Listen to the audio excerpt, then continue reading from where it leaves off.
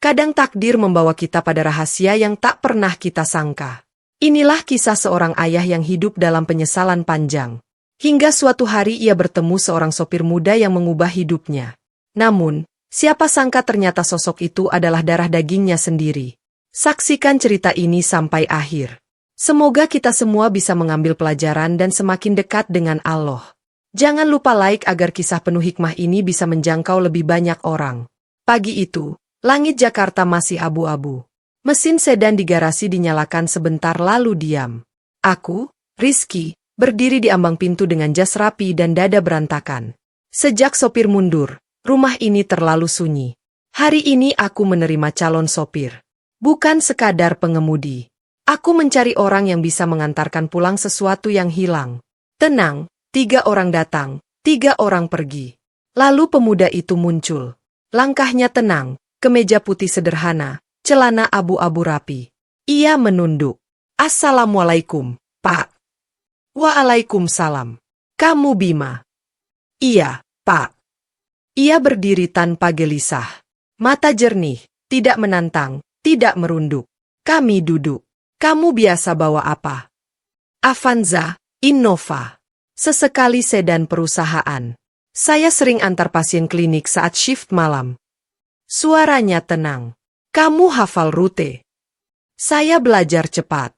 Kalau perlu peta saya pakai. Yang penting penumpang tiba selamat dan tepat. Ia menutup dengan senyum tipis. Keselamatan itu amanah. Kata itu menekan tombol lama dalam diriku. Aku menaruh gelas agar tangan tak terlihat gemetar. Kita coba di garasi. Bima menyeka spion berembun. Ia duduk menyesuaikan kursi, cermin, sabuk, memeriksa panel secukupnya. Mobil keluar pelan. Di perempatan pertama, ia menahan pedal saat lampu kuning menyala. Keberatan kalau saya hati-hati, Pak? Tidak, jawabku. Radio menyala pelan. Bima mematikannya. Saya lebih fokus tanpa suara. Jalanan padat merambat, namun setirnya stabil. Ia menjaga jarak seperti orang yang menghargai batas. Kenapa melamar jadi sopir? Karena saya tahu batas diri. Saya tidak pandai bicara, tapi bisa menjaga. Ibu bilang pekerjaan terbaik adalah yang membuat orang lain pulang dengan tenang. Kata, ibu, mengiris masa laluku. Aku menatap keluar. Seorang anak mengejar ayahnya di trotoar. Dadaku mengencang. Kamu tinggal dengan siapa? Dengan ibu. Kami ngontrak tak jauh dari sini. Aku menunjuk belok kiri. Putar balik. Aku mau lihat caramu menghadapi pengendara tak sabaran. Ia menyalakan sein sebelum tikungan. Memberi ruang pada motor yang memaksa. Ketika seseorang memotong tajam, Bima menahan klakson. Kalau saya ikut panas, suasana di dalam mobil rusak, ujarnya. Kamu selalu setenang ini. Tidak selalu, Pak. Tapi saya belajar saat adzan. Saya berhenti sebentar. Itu menolong menaruh marah di tempatnya. Ia menoleh sekilas. Bapak keberatan? Tidak. Lakukan seperti yang kamu yakini. Terima kasih. Saya percaya ketenangan perjalanan datang dari izin Allah. Ucapannya tidak menggurui, namun menggoyahkanku. Sudah lama aku tidak menyebut nama itu dalam doa. Kami kembali di pelataran. Ia mematikan mesin dengan halus. Kalau Bapak berkenan, saya siap mulai kapan saja. Aku menatapnya. Garis tipis di pipi kiri. Di punggung tangannya kulihat tanda samar yang entah kenapa membuat detakku tersandung. Aku menunduk cepat. Gajiku tidak akan mengalahkan perusahaan besar, kataku. Tapi aku butuh orang yang bekerja dengan hati. Dengan izin Allah, saya akan menjaga kepercayaan Bapak. Genggamannya hangat. Mantap. Di selari yang bertaut singkat itu, aku merasakan sesuatu yang belum punya nama. Apakah Bapak punya kebiasaan khusus? Tidak banyak. Rapat, kontrol rumah sakit, kadang kantor notaris. Baik. Pak, saya biasa berangkat lebih pagi agar salat subuh tidak terburu-buru. Saya akan siapkan rute sebelum menjemput. Aku mengangguk. Bima, ucapku di ambang pintu. Kalau suatu kali aku terlalu ikut campur, bilang saja. Terima kasih sudah jujur, Pak. Pintu menutup, rumah kembali senyap, tetapi berbeda. Aku ke jendela melihat Bima melewati gerbang. Ia menoleh sepersekian detik lalu berlalu. Gerakan kecil itu menimbulkan riak di dada. Aku duduk menghela napas. Ada keinginan lama tak hadir untuk berterima kasih pada Yang Maha Tinggi. Meski lidahku kaku menyusun doa. Pertemuan barusan seperti pintu yang dibukakan dari arah tak terduga. Di ruang paling sunyi, aku berbisik. Semoga pilihan ini mengarahkanku kembali ke jalan yang benar. Sejak Bima resmi bekerja, pagi-pagiku berubah. Ia tiba sebelum azan subuh, lalu pamit ke musala kecil di ujung jalan. Saat aku turun tangga, ia sudah berdiri di dekat mobil, membersihkan debu yang bahkan tidak terlihat. Aku memperhatikan dari balik jendela. Hari itu ketika bayangannya membentuk siluet yang mematung di bawah cahaya remang, ada kedamaian dalam gerakannya, sesuatu yang terasa asing namun akrab. Dan saat itu jugalah sebuah kenangan lama tiba-tiba menyelinap, menggugurkan dinding waktu yang susah payah ku bangun. 24 tahun lalu, aku bukan lelaki mapan seperti sekarang. Namaku hanya sebuah nama biasa yang menghuni daftar pegawai magang di sebuah kantor hukum kecil. Tapi kala itu, hatiku penuh ambisi dan tubuhku muda. Dan di tengah keterbatasan itu, aku jatuh cinta pada seorang perempuan sederhana, namanya Lestari. Lestari bukan perempuan yang cantiknya membuat orang menoleh 2 kali, tapi caranya menunduk, caranya menata kata, dan caranya menyebut nama Allah dengan khusyuk membuatku diam-diam percaya pada keajaiban. Ia penjaga koperasi kantor tempat aku dulu bekerja, tak banyak bicara. Tapi setiap kali ia bicara, dunia seolah melambat. Kami menjalin hubungan dalam diam, tanpa gemerlap, tanpa janji-janji manis. Tapi aku tahu hatiku berlabuh padanya. Ia perempuan pertama yang membuatku berpikir soal masa depan, rumah, dan anak-anak. Bahkan pernah suatu malam ketika kami duduk di halte setelah hujan, Lestari berkata lirih, kalau suatu saat kita berjodoh, aku cuma ingin satu. Jangan pernah tinggalkan aku karena dunia. Dan aku mengangguk. Sumpah itu kini rasanya seperti pisau yang kutikam sendiri ke jantungku. Musim berganti. Aku diterima di firma hukum yang lebih besar. Dunia mulai menoleh, uang datang, relasi tumbuh. Tapi bersama itu datang pula tekanan dari rumah. Ayahku yang keras, ibuku yang ambisius. Mereka tak pernah tahu tentang Lestari. Bagi mereka, jodohku harus anak pengusaha, perempuan dari keluarga terpandang. Dan entah karena lemahnya imanku saat itu atau karena aku terlalu takut kehilangan masa depan, aku menyerah. Aku menikahi pilihan mereka, perempuan yang tak pernah kucintai, tapi memberiku status dan akses yang mereka impikan. Aku tidak pernah menoleh ke belakang, tidak memberi kabar, tidak mengucapkan perpisahan. Lestari, aku meninggalkannya begitu saja dan aku pura-pura tidak merasa bersalah. Tapi sejak hari itu, tidurku tak pernah nyenyak lagi.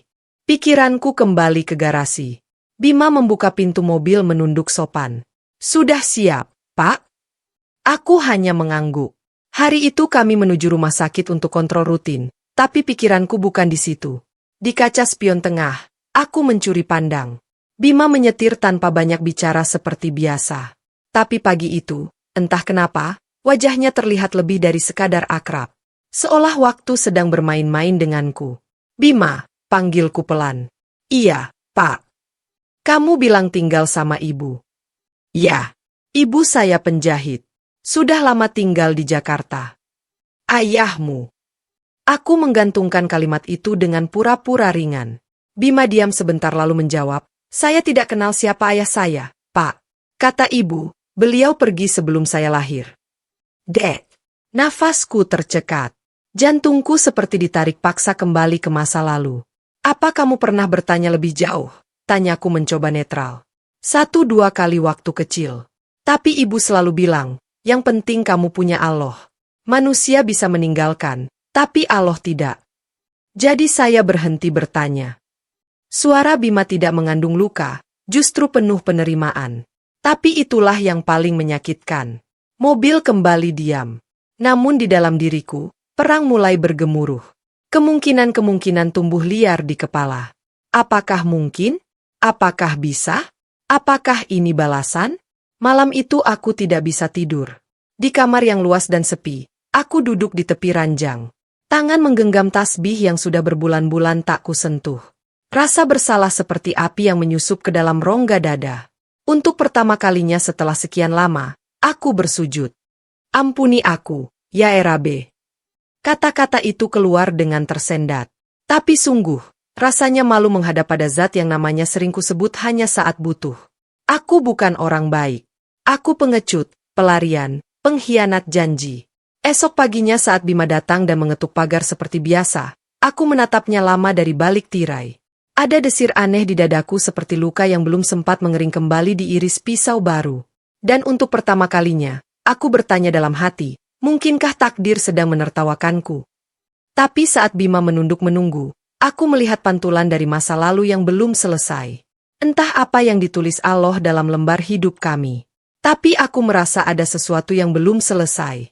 Sesuatu yang kini menatap balik dari balik kaca spion, menguji sejauh mana aku berani mempertanggungjawabkan kesalahan lama.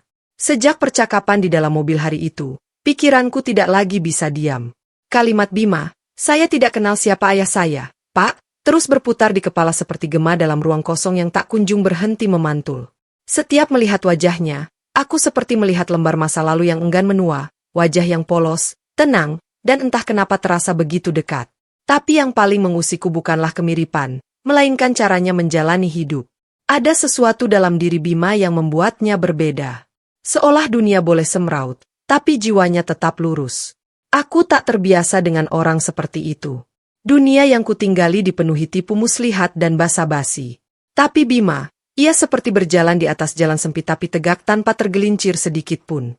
Pagi itu hujan turun sejak dini hari. Langit muram, tanah basah, dan daun-daun berguguran di halaman. Aku turun tangga menemukan Bima sudah berdiri di dekat mobil, mengenakan jas hujan tipis, memayungi dirinya sendiri sambil membersihkan kaca depan. Ia menyeka air dengan tangan kosong, lalu menyeka lagi seperti tidak mau membiarkan pandangan majikannya terganggu walau hanya oleh rintik. "Kenapa tidak tunggu reda?" tegurku setengah heran. Ia menoleh senyum tipis. "Kalau saya tunggu reda, bisa-bisa Bapak terlambat. Hujan ini mungkin membawa berkah, Pak. Tapi tugas saya tetap mengantar Bapak dengan selamat dan tepat waktu." Kalimat itu menghantam. Hujan belum reda, tapi ada yang mengalir lebih deras di dadaku. Sejenis malu.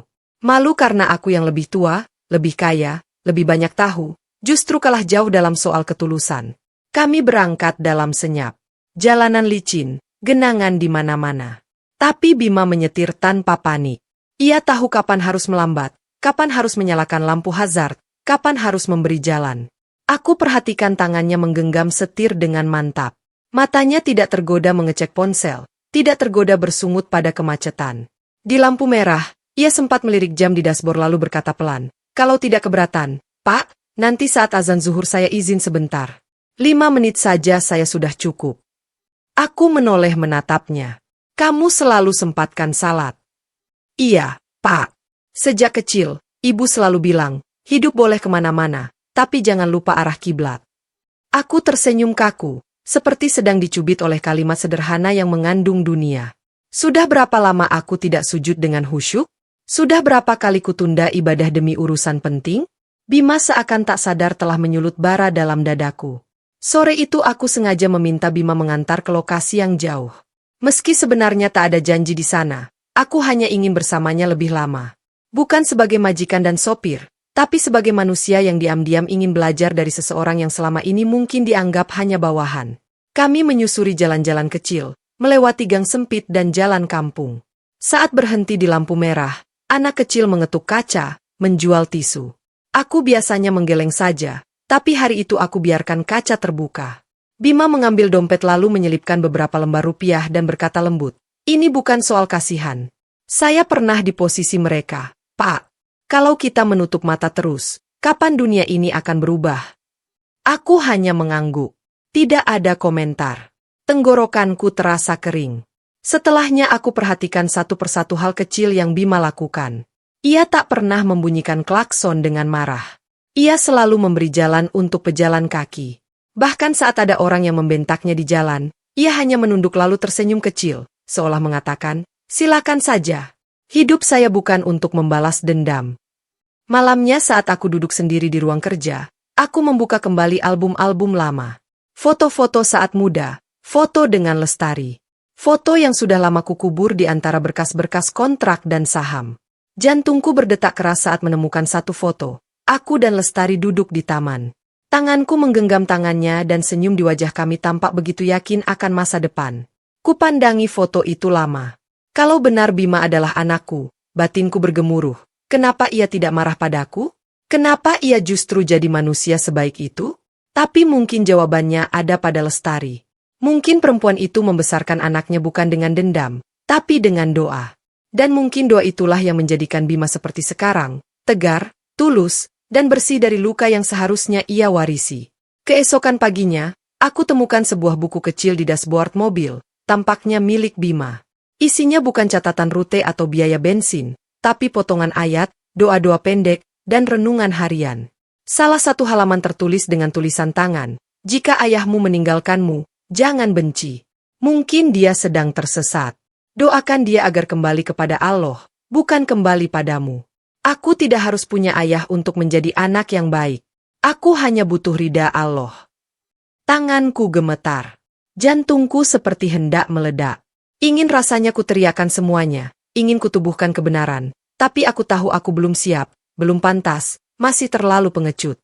Hari itu, matahari baru naik seujung tombak ketika Bima mengetuk pintu pagar rumah. Suaranya pelan, tidak tergesa. Aku yang belum mandi tetap turun juga, membuka pintu sambil mengenakan jubah tidur. Entah mengapa, sejak beberapa hari terakhir aku seperti haus akan keberadaannya. Bukan karena keperluan pekerjaan, tapi karena ketenangan yang ia bawa terasa menular. "Pagi, Pak," sapa Bima sambil sedikit membungkuk. "Pagi. Hari ini kita ke kantor notaris, ya?" "Baik, Pak. Mobil sudah siap." Aku memperhatikannya membuka pintu mobil. Gerakannya tetap seperti biasa. Tenang, penuh perhitungan. Tapi kali ini saat ia menyeka dashboard, lengan bajunya sedikit tergulung. Seketika mataku menangkap sesuatu. Sebuah tanda kecil di pergelangan tangan kirinya. Bekas bulat seperti tanda lahir, samar namun jelas. Dunia seolah berhenti sebentar. Mataku tak bisa berpaling dari tanda itu. Tanda yang ku kenal. Dulu Lestari pernah menunjukkan padaku gambar hasil USG saat ia hamil. Dokter waktu itu menyebut bayi dalam kandungannya punya tanda lahir khas, lingkaran kecil di bawah pergelangan tangan. Lestari tertawa. "Lucu ya? Nanti kalau lahir kita bisa kenalin dari sini." Waktu itu aku hanya ikut tertawa tanpa tahu bahwa kelak tawa itu akan berubah jadi hantaman yang menyesakkan dada. Dan hari ini, 24 tahun setelah aku melarikan diri dari kenyataan, tanda itu kembali menghantamku tanpa ampun. Aku cepat-cepat mengalihkan pandangan. Bima tak menyadari sorot mataku yang berubah, atau mungkin pura-pura tak peduli. Tapi dadaku bergemuruh. Jantungku seperti tercekik. Apakah ini bukti nyata?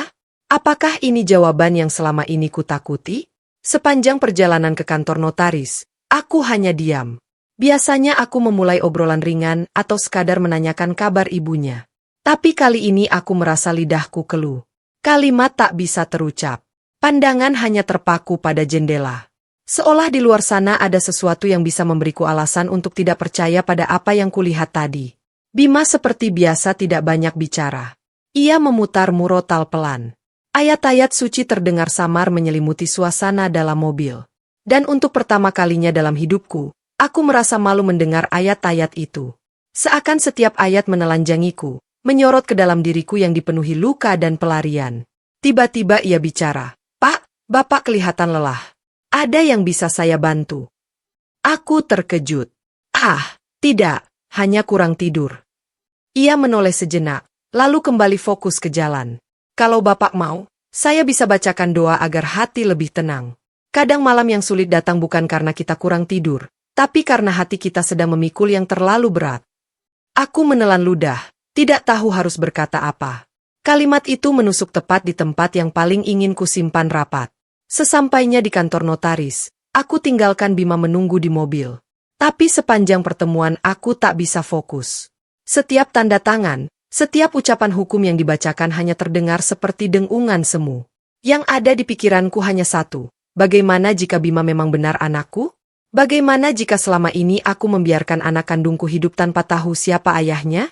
Kepulangannya ke rumah pun terasa lebih hening dari biasanya. Di jalan pulang, aku memperhatikan gerak-geriknya. Cara ia menyetir, cara ia menanggapi jalanan, bahkan cara ia menoleh ke kaca spion. Semua itu seperti bagian dari teka-teki yang selama ini kupendam dan kini mulai menyusun potongan-potongan gambarnya dengan sendirinya. Lalu di lampu merah, ia mengangkat tangan untuk mengusap keringat di pelipis. Dan lagi-lagi mataku menangkap tanda itu. Lingkaran samar yang sama. Tak mungkin salah, tak mungkin kebetulan. Dan kali ini aku tidak bisa berpura-pura lagi. Malam itu aku tak bisa tidur. Aku duduk di ruang kerja, menyalakan lampu meja, lalu mengambil album tua dari laci. Kubuka satu persatu foto Lestari. Foto saat kami masih saling mencintai sebelum semuanya hancur oleh ambisi dan ketakutan. Lalu aku teringat surat yang dulu pernah kutulis, namun tak pernah kukirim. Surat pengakuan yang kutulis pada malam pernikahanku dengan perempuan pilihan orang tuaku. Isinya hanya satu halaman berisi permintaan maaf kepada Lestari dan janji untuk tetap mencari anakku jika suatu hari aku cukup berani menghadapi kenyataan. Aku temukan surat itu malam ini. Terselip di antara lembaran kosong, lusuh dan menguning. Ku kepalkan surat itu di tangan, lalu menangis. Bukan tangis yang gaduh, tapi tangis yang mengalir diam-diam. Tangis seorang lelaki tua yang baru sadar bahwa waktu tak bisa diputar. Saat azan subuh berkumandang, aku masih terjaga. Aku beranjak pelan, mengambil air wudhu, lalu sujud untuk pertama kalinya dengan sungguh-sungguh. Di atas sajadah itu aku menangis lagi. Tapi kali ini bukan hanya karena sesal, melainkan karena harapan. Ya Rob, jika memang engkau takdirkan dia adalah darah dagingku, tunjukkan jalan untukku menebus ini semua. Jangan biarkan aku mati sebelum menunaikan tanggung jawabku sebagai ayah. Meski aku tak pantas, ampuni aku yang telah lari dari MU begitu lama. Sujud itu lama, sangat lama. Seakan aku menanam seluruh bebanku ke bumi. Dan saat aku bangkit, ada cahaya redup yang menyusup ke dalam hatiku. Cahaya yang tak pernah kurasakan sejak aku tinggalkan Lestari puluhan tahun silam. Tapi aku tahu cahaya itu belum cukup. Aku masih harus melangkah perlahan. Dan untuk pertama kalinya, aku merasa aku tidak bisa lari lagi. Tidak dari masa lalu, tidak dari takdir, dan tidak dari kenyataan yang perlahan mulai membuka dirinya. Lewat sebuah tanda kecil di pergelangan tangan seorang pemuda yang telah mengubah hidupku tanpa ia sadari. Sejak malam itu, sajadah di kamarku tak lagi terlipat rapi seperti pajangan. Ia kini terbentang setiap hari. Basah oleh air wudhu dan air mata yang tak bisa kuegah. Suara lirih doa menjadi pengisi sunyi di antara langkah-langkahku yang semakin berat. Aku sadar usiaku bukan lagi muda dan semua kesalahan yang pernah kulakukan tak bisa kuhapus dengan sekali sujud. Tapi disitulah aku berpegang pada harapan bahwa pintu tobat belum tertutup, bahwa Allah masih sudi mendengar suara batin yang patah. Pagi itu, saat keluar dari kamar, aku melihat Bima sudah duduk di teras. Tangannya memegang mushaf kecil. Matanya fokus membaca ayat demi ayat, bibirnya komat kamit. Ia tidak menyadari aku memperhatikannya dari balik tirai. Tapi yang kulihat bukan hanya seorang pemuda yang sedang tilawah. Yang kulihat adalah ketenangan, ketundukan, sesuatu yang selama ini tak pernah kupunya meski hartaku tak bersisa untuk dihitung. Aku berjalan pelan menghampirinya. Ia refleks berdiri begitu melihatku. Maaf, Pak. Saya sedang nunggu waktu subuh. Tidak ganggu, kan?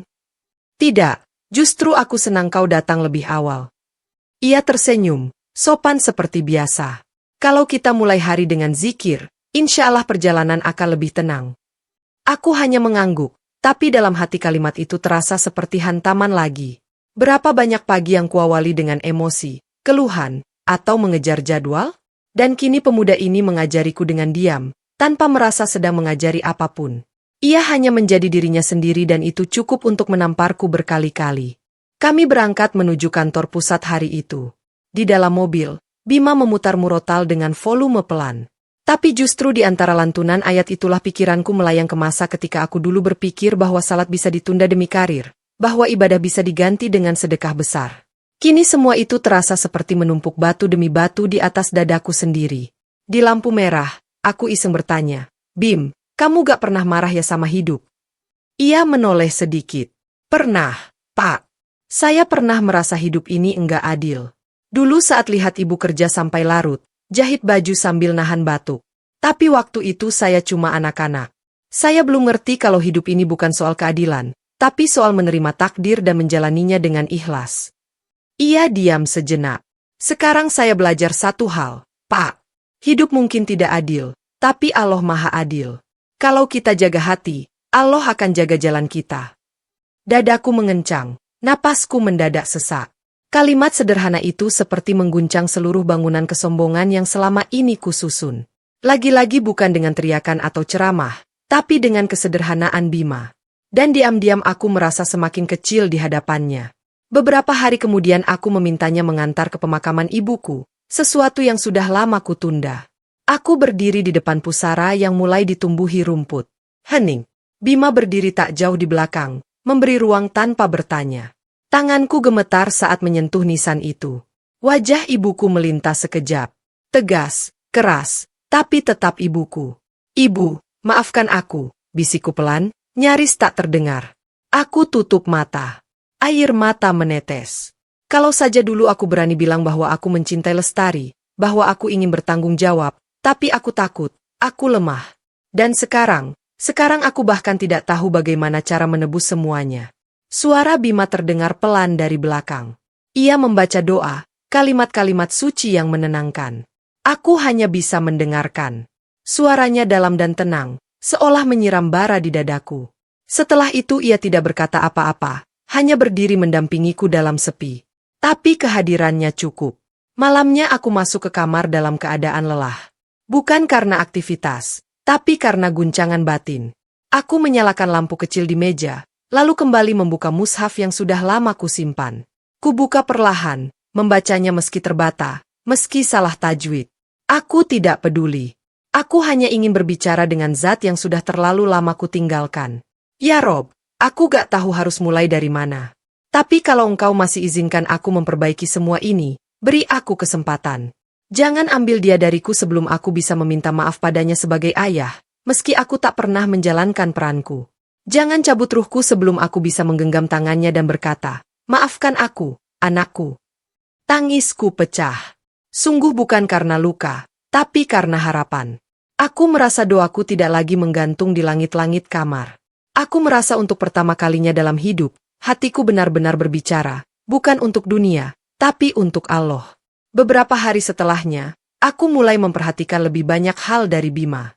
Ia selalu membawa bekal dari rumah, dibungkus kain sederhana, kadang berisi nasi dengan lauk seadanya, tapi ia selalu mengucap syukur sebelum makan. Bahkan sesekali mengajak supir lain di tempat parkir untuk makan bersama. Ia tidak pernah terlambat, tidak pernah mengeluh. Jika aku terlambat keluar rumah, ia tidak menyindir. Jika hujan turun, ia sudah siap dengan payung. Jika aku marah, ia mendengarkan tanpa membela diri. Dan yang paling membuatku terpukul adalah Bima tidak tahu bahwa setiap kebaikannya sedang menelanjangi sisi paling gelap dalam diriku. Ia tidak tahu bahwa sikapnya adalah tamparan yang kubutuhkan selama ini. Suatu malam aku duduk di beranda. Langit cerah, angin pelan. Bima masih di garasi membersihkan sisa lumpur dari ban mobil. Aku memanggilnya. Bima, sini sebentar. Ia datang dengan cepat. Ya, Pak. Aku menunjuk kursi di sebelahku. Duduk. Ia tampak canggung, tapi menurut. Kalau suatu saat seseorang menyakiti ibumu, kamu akan apa? Tanyaku tiba-tiba. Ia diam lama lalu menjawab, saya akan doakan orang itu agar diberi hidayah. Saya tidak bisa mengubah masa lalu, Pak. Tapi saya bisa memilih untuk tidak mewarisi kebencian. Lagi-lagi aku tertunduk. Kata-katanya sederhana, tapi menusuk. Aku hanya bisa menatapnya, memandangi wajah yang semakin hari terasa akrab, terlalu akrab untuk kusebut kebetulan. Dan malam itu aku sadar aku harus berbuat sesuatu, tapi bukan sekadar pengakuan, bukan sekadar air mata. Aku harus memperbaiki semua ini dengan waktu yang tersisa, dengan napas yang masih diberi, dengan keberanian yang dulu hilang. Aku harus memulai langkah menuju kebenaran. Meski itu berarti aku harus membuka luka yang selama ini kutimbun dalam-dalam. Sejak malam itu, hidupku tak lagi sama. Sujud-sujud panjang di sepertiga malam berubah menjadi kebiasaan. Setiap detik serasa penuh penantian dan kecemasan. Dalam diamku, doa-doa terus kupanjatkan. Berharap Allah membuka jalan yang tak hanya membebaskanku dari penyesalan, tetapi juga membukakan hati anak itu, jika benar ia memang darah dagingku. Namun pertanyaan terbesar masih menggantung, apakah Bima benar-benar anakku? Dan jika iya, siapa sebenarnya ibunya? Sejauh ini aku hanya bisa menduga. Tidak ada nama yang disebut, tidak ada petunjuk langsung. Tapi hatiku entah mengapa berkali-kali membisikkan satu nama yang sudah lama kutelan, Lestari. Aku terlalu pengecut untuk bertanya langsung, terlalu takut jika jawaban yang kuterima benar. Tapi hati ini semakin sesak, semakin tak tahan menanggung semua tanda yang makin hari makin mengarah pada satu titik yang tak bisa kuhindari. Hari itu, Untuk pertama kalinya aku meminta Bima mengantar ke rumahnya. Ia terlihat kaget tapi tidak menolak. Apa ada yang ingin Bapak titipkan untuk ibu saya? Tanyanya sopan. Aku berbohong. Tidak, aku hanya ingin mengenal lebih baik orang yang membesarkanmu sebaik ini. Mobil melaju pelan menyusuri gang kecil di pinggiran kota. Jalanan sempit, dipenuhi rumah-rumah padat. Anak-anak bermain bola di lorong. Suara penjual bakso terdengar samar. Bukan lingkungan yang asing bagiku, tapi juga bukan tempat yang pernah kupijak dengan tulus. Kami berhenti di depan sebuah rumah kontrakan sederhana. Cat dindingnya mulai mengelupas. Ada jemuran kecil tergantung di pagar dan di sudut teras ada tanaman lidah mertua dalam pot plastik bekas. Bima turun lebih dulu, membuka pagar lalu menoleh. Silakan, Pak, masuk aja. Aku melangkah masuk dengan jantung berdegup kencang. Ada rasa takut, gugup, haru, semuanya tumpang tindih. Tapi aku tetap melangkah. Seorang perempuan keluar dari balik pintu. Rambutnya sebagian beruban, matanya sedikit sayu, dan langkahnya tidak secepat dulu. Tapi ketika mata kami bertemu, dunia seperti runtuh seketika. Ia mematung. Aku pun tak mampu berkata sepatah kata pun. Waktu berhenti. Lestari, bisiku. Ia gemetar. Tangannya yang memegang kain jatuh ke lantai. Rizky. Bima menoleh dari dapur kecil. Bapak kenal ibu saya. Aku terdiam. Napasku tercekat. Lestari masih menatapku. Matanya basah. Ia tidak bertanya. Ia tahu dan aku tahu. Semua tembok yang kuangun selama 20 tahun roboh dalam sekejap. Bima mendekat. Ibu. Lestari menunduk, menghapus air mata dengan ujung kerudung. Masuklah dulu, Bim. Kami duduk di ruang tamu kecil, kursi dari rotan, meja sederhana, dan foto Bima kecil terpajang di dinding. Aku tak mampu bicara. Tanganku gemetar, lututku lemas. Lestari memecah keheningan. Suaranya lembut tapi tegas. Kenapa baru sekarang, Riz? Pertanyaan itu seperti petir. Aku menunduk. Karena aku pengecut. Karena aku memilih dunia. Dan karena aku pikir kamu lebih baik tanpa aku. Lestari menarik napas panjang. Aku tidak pernah minta kamu kembali, tapi aku juga tidak pernah membencimu. Aku hanya ingin Bima tumbuh tanpa luka. Maka aku tak pernah ajarkan dia untuk dendam. Aku menatapnya. Dia luar biasa, Les. Dia membuatku malu dengan semua pencapaian yang kupunya. Lestari tersenyum samar. Dia memang bukan hasil kemewahan, tapi dia hasil doa. Doa dari tangis, dari rasa kehilangan, dari sujud yang sunyi. Air mataku tak bisa kubendung. Aku menutup wajah dengan kedua tangan. Maafkan aku. Maafkan aku. Lestari tidak menjawab. Ia hanya menatapku lama dengan tatapan yang entah kenapa justru membuat rasa bersalahku semakin dalam. Bima muncul membawa 3 gelas teh hangat. Ia tidak tahu percakapan tadi. Tidak tahu bahwa dua orang tuanya sedang duduk di ruangan yang sama, dipisahkan 20 tahun penyesalan. Maaf, Pak. Rumah kami sempit. Tehnya juga sederhana. Aku tersenyum kaku. Justru ini teh paling hangat yang pernah kuminum. Bima tersenyum lalu duduk di lantai. Ibu cerita sedikit tentang Bapak. Katanya dulu kerja bareng di koperasi. Lestari cepat menimpali. Iya, dulu bapakmu suka bantu-bantu, kan?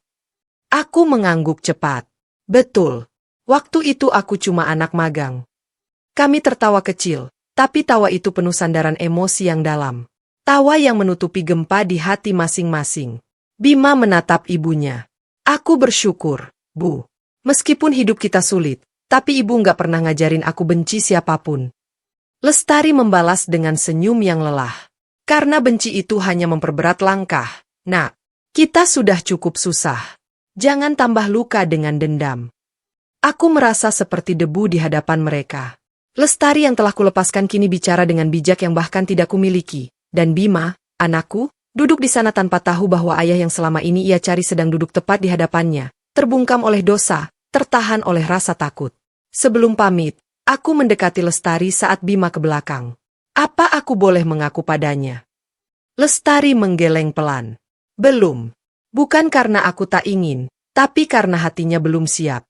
Dia selalu bilang kalau suatu saat bertemu ayahnya, dia ingin bertanya satu hal, kenapa ditinggalkan?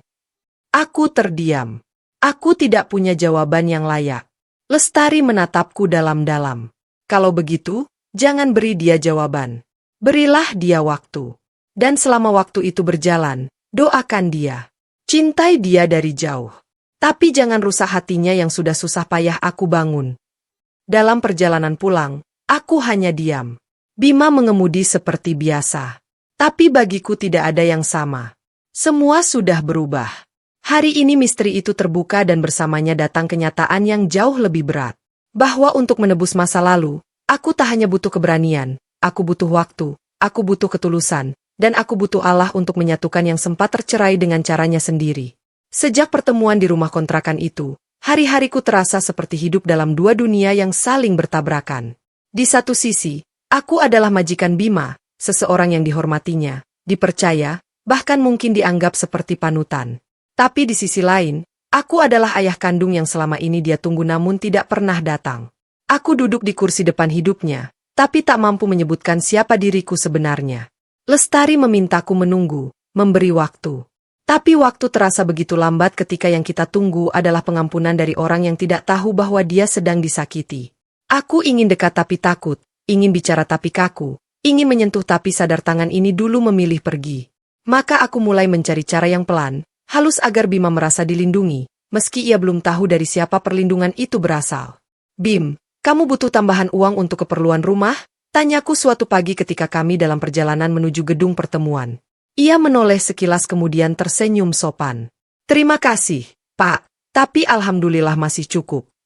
Kalau untuk ibumu, mungkin bisa bantu tambah modal jahitan. Bapak baik sekali. Tapi ibu selalu bilang, jangan terbiasa menerima yang bukan hak kita. Saya sudah diberi gaji dan itu cukup, Pak. Aku terdiam. Rasa malu mengalir ke seluruh tubuh. Ia menolaknya bukan karena sombong, tapi karena prinsip. Aku tahu rasanya butuh, tahu bagaimana kerasnya hidup mereka, tapi ia memilih menahan demi menjaga martabat. Namun di balik sikap santunnya, aku mulai merasakan jarak.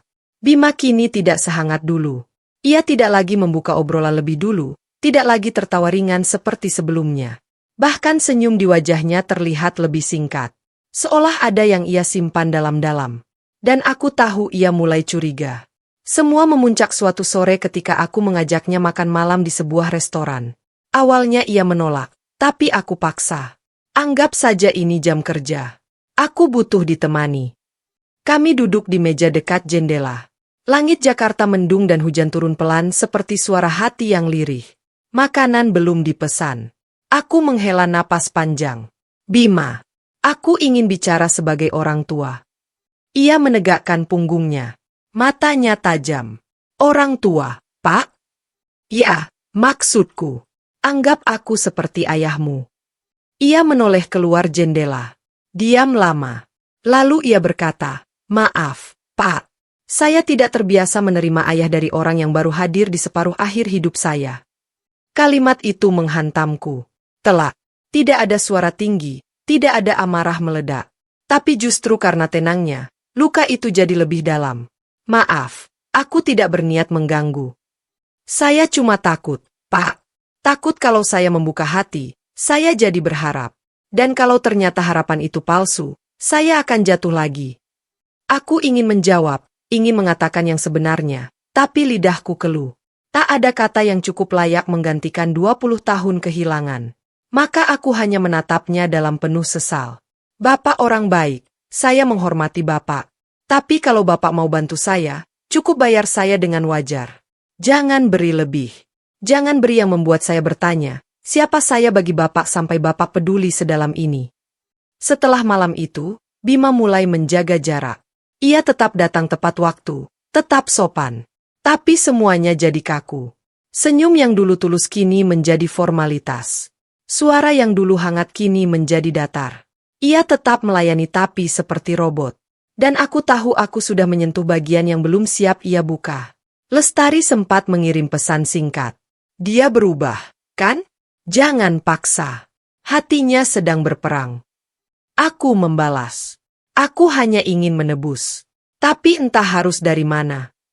Lestari tidak membalas. Tapi aku tahu jawabannya. Tidak semua luka bisa disembuhkan dengan cepat dan tidak semua kebenaran bisa diungkap tanpa risiko kehilangan lebih besar. Beberapa hari kemudian aku mendengar kabar dari pembantu rumah tanggaku bahwa Bima sempat jatuh sakit. Tapi ia tetap datang bekerja, tetap menyetir, tidak mengeluh. Wajahnya pucat, tapi ia bilang hanya kurang tidur. Hari itu aku tak tahan. Di parkiran kantor, aku menatapnya. Bim, pulanglah. Istirahat. Saya baik-baik saja, Pak. Kamu pucat. Jangan paksa dirimu. Kalau saya pulang, siapa yang antar Bapak? Aku terdiam lalu mendekat. Kamu bukan hanya sopir. Ia menatapku. Wajahnya penuh tanya. Tapi sebelum aku sempat lanjut, ia berkata pelan, "Tolong jangan lanjutkan, Pak. Saya belum siap. Bapak terlalu baik. Tapi kalau perhatian ini bukan bagian dari pekerjaan, saya khawatir saya tidak bisa menerimanya." Lalu ia kembali ke mobil, menyalakan mesin, dan aku hanya berdiri di situ, membeku, terpaku, dan merasa lebih asing dari sebelumnya. Malam itu aku kembali sujud. Sujud yang panjang. Dadaku terasa sesak, lidahku terbata. Ya Rob, aku sudah terlalu jauh dari anakku. Aku tak pantas meminta cintanya.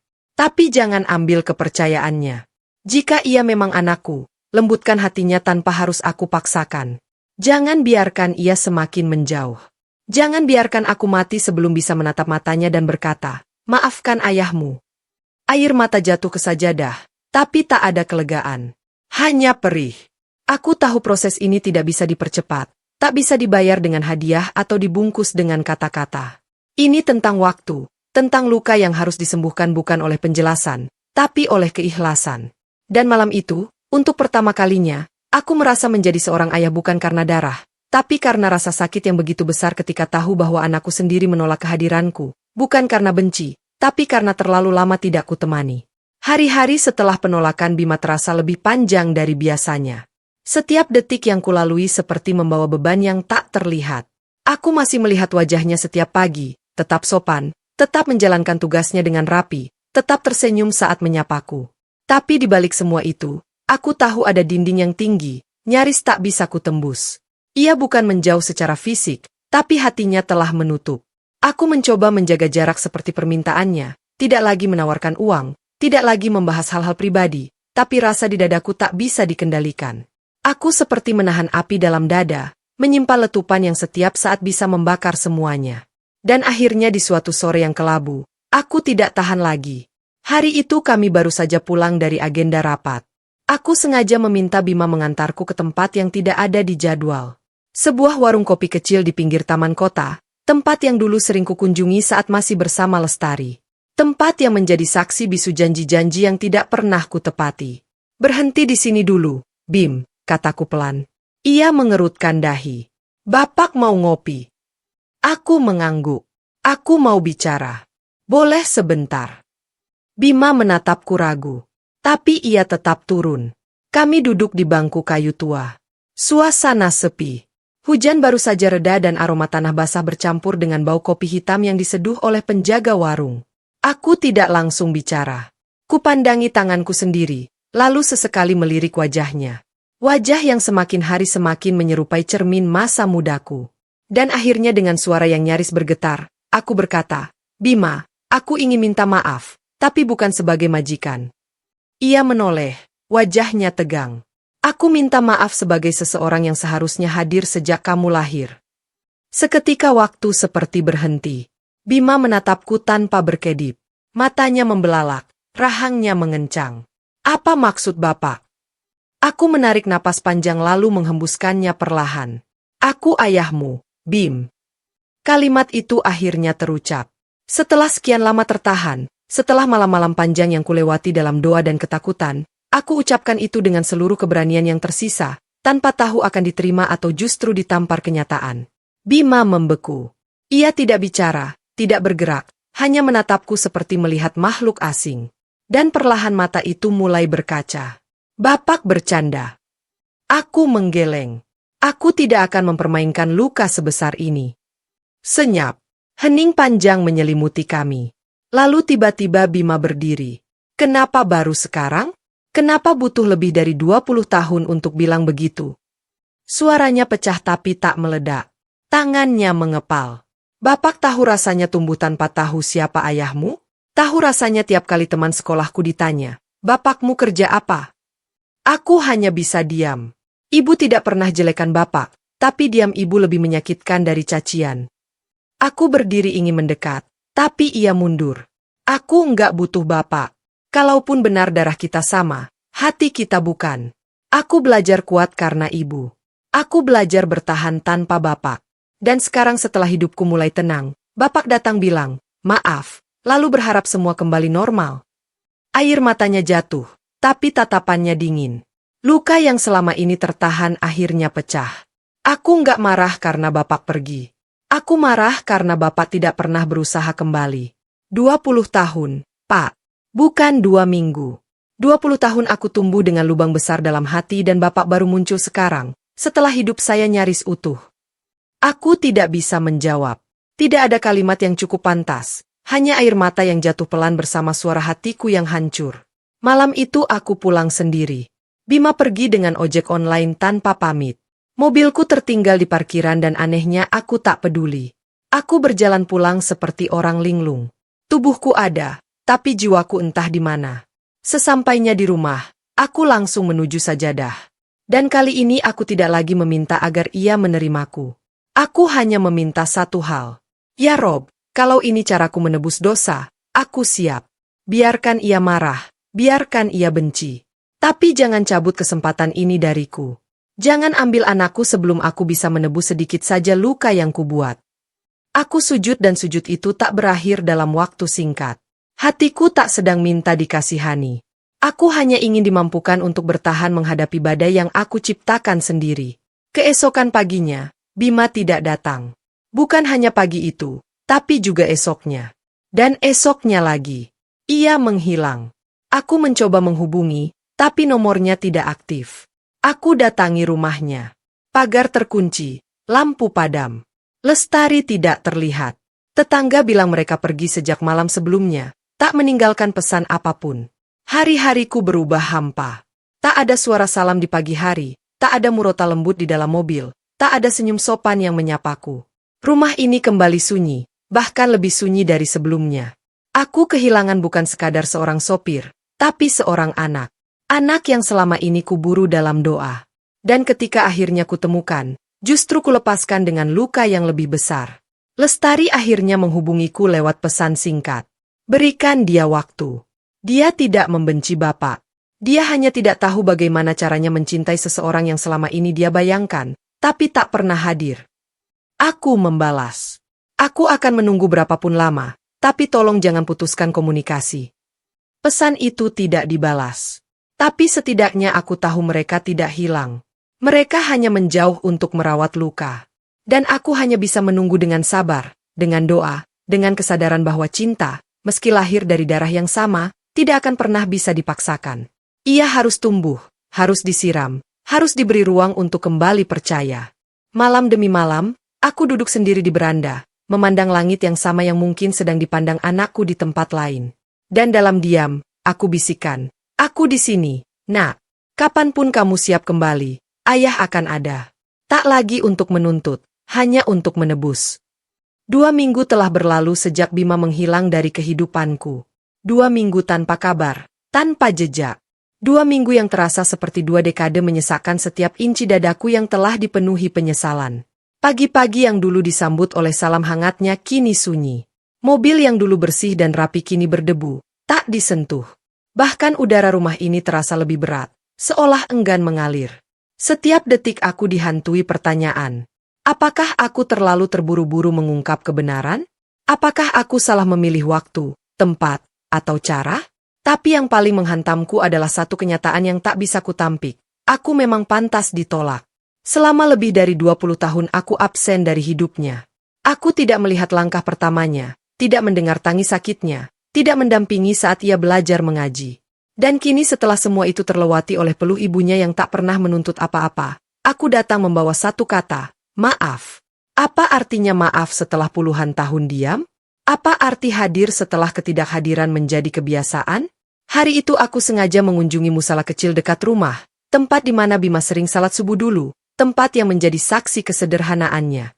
Aku duduk di sudut memandangi sajadah-sajadah yang terlipat rapi, aroma karpet tua yang menyerap banyak doa, dan dinding putih yang mulai mengelupas tapi tetap berdiri kokoh. Seorang lelaki tua duduk di sampingku. Ia mengenakan baju koko kusam. Wajahnya dipenuhi kerutan, tapi senyum di bibirnya hangat. "Bapak sendirian?" tanyanya. Aku mengangguk. "Iya, Pak. Sedang cari ketenangan." Ia tertawa kecil. "Kalau mencari ketenangan, jangan di luar. Tenang itu datang kalau hati kembali ke pemiliknya." Aku menoleh padanya. "Pemiliknya? Allah, Pak. Hati itu cuma titipan. Kita sering menyangka bisa mengendalikannya. Padahal seharusnya kita cuma menjaga." Kata-katanya sederhana tapi tepat. Dan untuk pertama kalinya aku menyadari, mungkin bukan Bima yang sedang pergi. Mungkin akulah yang selama ini belum benar-benar kembali pada tanggung jawab, pada cinta, pada Allah. Malam itu aku kembali membuka surat lama yang pernah kutulis untuk Lestari. Surat yang tak pernah kukirim. Isinya tak berubah, tapi maknanya kini lebih dalam. Dulu aku menulisnya dengan rasa bersalah. Sekarang aku membacanya dengan luka yang masih basah. "Lestari, maaf. Aku tidak cukup kuat untuk memperjuangkanmu. Tapi bukan berarti aku tidak mencintaimu. Aku hanya kalah oleh dunia, oleh kehendak orang tua, oleh ketakutan dalam diriku sendiri. Tapi jika suatu hari anak kita lahir dan aku belum sempat hadir, tolong bisikan padanya bahwa ayahnya bukan orang jahat, hanya pengecut." Aku menutup surat itu dengan tangan gemetar. Bima pasti membacanya dengan pandangan yang sama, bahwa aku pengecut. Dan aku tak bisa menyangkalnya. Beberapa hari kemudian aku menerima kabar dari seorang teman lama, rekan kerja saat masih muda. Tanpa sengaja ia melihat Lestari dan Bima di sebuah toko peralatan menjahit di pinggiran kota. Aku langsung ke sana dengan harapan sekaligus ketakutan. Dan benar, dari kejauhan aku melihat sosok Lestari sedang memilih benang dan kain. Di sampingnya, Bima berdiri membawa tas belanja. Wajahnya tenang, tapi matanya kosong. Tidak ada lagi sorot lembut yang dulu kutemukan setiap pagi. Aku tidak mendekat, hanya mengamati dari jauh. Tapi saat Lestari menoleh dan melihatku, ia sedikit mengangguk. Sebuah isyarat bahwa aku tidak sepenuhnya dibenci. Aku pulang dengan langkah berat, tapi di dada ini ada secercah harapan. Mungkin belum sekarang, tapi pintu itu belum benar-benar tertutup. Beberapa hari setelahnya, tanpa kuduga, Lestari datang ke rumahku. Ia membawa sekotak kue dan duduk di ruang tamu yang dulu tak pernah ia masuki. "Bima belum siap, San," katanya pelan. Aku mengangguk. Aku tahu dan aku tak akan memaksa. Lestari menatapku dalam. Tapi dia bukan anak yang membenci. Hanya hatinya terlalu penuh dengan luka yang disimpannya sendiri. Ia selalu berusaha kuat, selalu menahan sampai akhirnya semua meledak saat kebenaran datang. Aku menunduk. Kalau aku bisa ulang waktu. Kamu tak perlu ulang waktu. Kamu hanya perlu jujur dan bertahan. Jangan pergi lagi. Jangan hilang saat luka belum sembuh. Aku tidak akan kemana-mana, Les. Meski dia tak mau lihat wajahku, aku akan tetap di sini. Menunggu. Mendoakan. Lestari tersenyum, air matanya menetes. Bima bilang satu kalimat yang membuatku menangis. Dia bilang, kalau dia memang ayahku, biarkan aku menemuinya bukan karena dia yang datang, tapi karena aku yang ingin pulang. Dan kalimat itu menghantamku lebih keras dari semua penolakan sebelumnya. Karena aku tahu itu bukan penolakan, itu adalah harapan yang dibalut luka. Malam itu aku berdiri lama di depan jendela. Lampu rumah-rumah mulai padam satu persatu, tapi satu jendela dalam diriku justru terbuka. Dan dari celahnya aku melihat kembali seorang anak kecil bernama Bima yang tak pernah sempat kupeluk, tak pernah sempat kuantar ke sekolah, tak pernah sempat kubacakan doa sebelum tidur. Dan dari jendela itu pula aku berbisik kepadanya, "Ya Rob, aku tahu aku terlambat. Tapi aku tidak ingin menyerah. Jika engkau masih izinkan aku menebus, maka jangan biarkan aku mati sebelum ia tahu bahwa ayahnya mencintainya sejak hari pertama ia dikandung, meski tak pernah mampu membuktikannya." Esoknya aku bangun lebih pagi dari biasanya. Aku mengenakan baju terbaikku, menyisir rambut dengan rapi, dan keluar ke halaman dengan harapan yang baru. Dan untuk pertama kalinya, aku menyapu sendiri debu di mobil. Tanganku gemetar, bukan karena usia, tapi karena kerinduan yang tak lagi bisa kutahan. Jika Bima datang lagi, aku tidak akan bicara tentang darah. Aku tidak akan menawarkan maaf. Aku hanya akan berkata, ayah ada di sini, nak. Dan akan tetap di sini. Selama kamu butuh waktu, aku akan tunggu sampai kamu siap membuka pintu, sampai kamu siap pulang. Pagi itu tak ada firasat buruk. Langit bersih, angin sejuk, dan udara Jakarta tak terlalu padat seperti biasanya. Aku memutuskan menyetir sendiri ke tempat seminar yang biasanya Bima antar. Mungkin karena sudah terlalu lama tidak menyentuh setir. Mungkin karena aku ingin merasa mandiri lagi.